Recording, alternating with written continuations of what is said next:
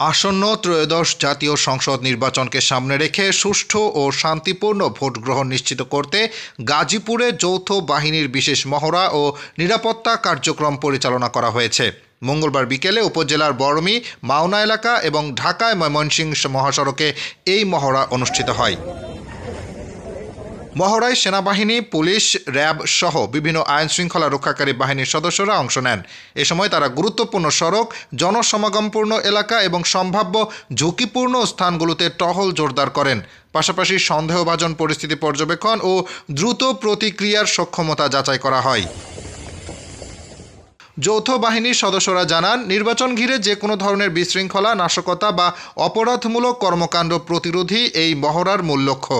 মাঠ পর্যায়ে সমন্বিতভাবে দায়িত্ব পালনের মাধ্যমে জননিরাপত্তা নিশ্চিত করা হবে। Asifur Rahman, daily our Bangladesh.